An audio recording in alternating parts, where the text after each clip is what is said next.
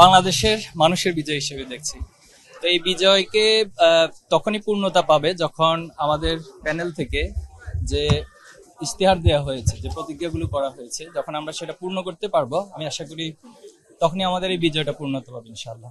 এই যে আপনি নির্দেশনা দিয়েছেন যে কোন রকম বিজয় মিছিল করা যাবে না, আচ্ছা আচ্ছা। মানে এইটার পেছনে আসলে কি বিশেষ কোনো কারণ ছিল কিনা?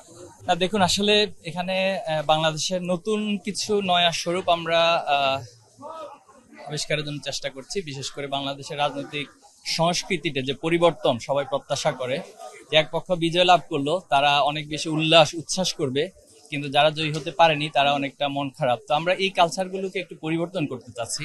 এ জায়গায় বিজয় উল্লাস না করে আমরা আজকের দিনে সারা দেশে যে কর্মসূচি দিচ্ছি সেটা হলো আমরা দোয়া অনুষ্ঠান করব, শুকরানা স্বরূপ দোয়া অনুষ্ঠান হবে। পাশাপাশি শহীদ পরিবার যারা আমাদের জুলাই আগস্টে শহীদ হয়েছেন সেই শহীদদের পরিবারের সাথে সাক্ষাৎ, তাদের কবর জিয়ারত এবং আহত পঙ্গুত্বদের সাথে সাক্ষাতের এই কর্মসূচি আমরা ঘোষণা করেছি। আমরা মনে করি এটি আমাদের সবচেয়ে বড় সেলিব্রেশন হবে এবং এর মধ্য দিয়ে আমরা সবার কাছে এই মেসেজ দিব যে আমরা সকলে মিলে এই বিজয়কে উদযাপন করব। আমরা বলেছি ইতিমধ্যে যে কোনো মিছিল আমরা করব না এবং মিছিল না করার জন্য আমরা সারা দেশে সেই নির্দেশনা দিয়েছি।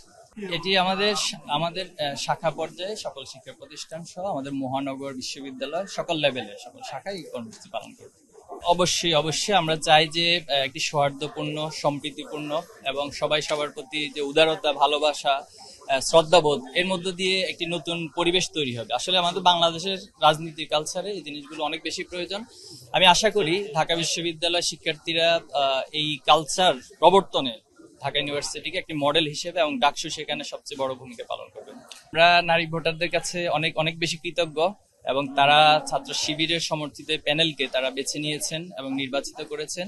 আমি আশা করব নারীদের যে প্রত্যাশাগুলো রয়েছে, তাদের যে চাহিদাগুলো রয়েছে, আমাদের এই প্যানেল সামগ্রিকভাবে কাজ করে তাদের সেই প্রত্যাশা পূরণ করবে ইনশাআল্লাহ।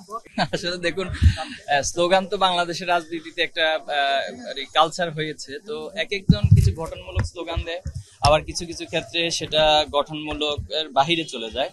তো সেক্ষেত্রে আশা করব যে আমরা সকলে সৌহার্দ্যপূর্ণ পরিবেশে নতুন যে সংস্কৃতি আমরা প্রবর্তন করতে চাচ্ছি, তারা তাদের স্লোগান প্রবর্তনের ক্ষেত্রে অথবা স্লোগান দেওয়ার ক্ষেত্রে সেই বিষয়গুলো অবশ্যই মাথায় রাখবেন, সেটা আমরা আহ্বান করছি সবার প্রতি। আমরা আশা করছি সারা দেশের শিক্ষার্থীদের মাঝে ছাত্র শিবির সম্পর্কে যে একটা ইমেজ তৈরি হয়েছে এবং তার চেয়ে বড় কথা হলো আমরা আমাদের প্যানেলগুলোকে যে একটা ইনক্লুসিভনেস মানে মধ্য দিয়ে আমরা প্যানেলগুলো করেছি, এটা সাধারণ শিক্ষার্থীদের মাঝে বেশ সাড়া পড়ছে। এবং রাজশাহী ইউনিভার্সিটিতে আমাদের প্যানেল ঘোষণা হয়েছে, আপনারা জানেন, সেটা 25শে সেপ্টেম্বর নির্বাচন হতে যাচ্ছে। তো আশা করছি সামগ্রিকভাবে শিক্ষার্থীরা এই প্যানেলগুলোকে বেছে নেবে ইনশাআল্লাহ।